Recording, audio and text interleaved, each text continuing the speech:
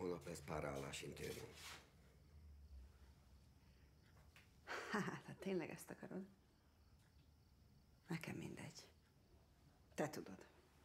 Csinálj, amit akarsz. Ha haza tudsz hozni annyit, amennyiből megvan a ruha, a kaja, a rezsi, a suli, havi nettó 700.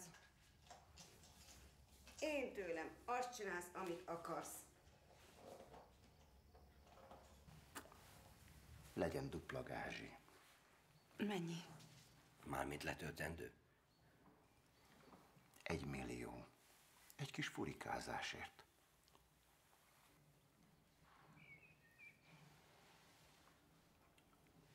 Ez most komoly, Attila. Hallottad?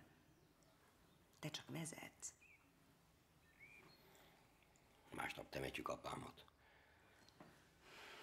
Legalább addig se gondolsz rá. A pénz meg jól jönne.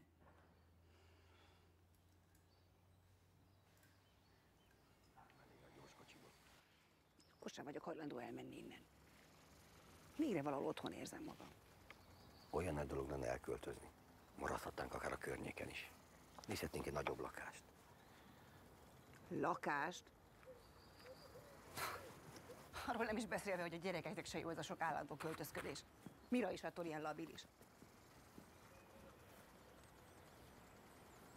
Te?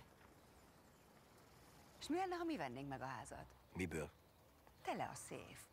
Tudod, hogy mennyibe kerül egy ilyen ház? Hát forgass meg a pénzt. Meglátod, hogy milyen jól mutat majd. Abban biztos vagyok.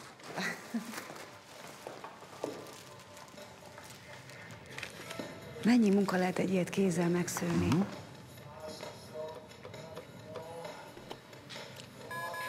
Elnézést, de elutasítva.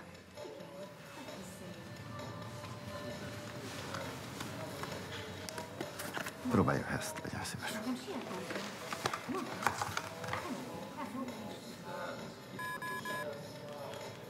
Sajnos ez is. Szerintem a terminállal van valami probléma. Próbálja meg még egyszer, legyen szíves.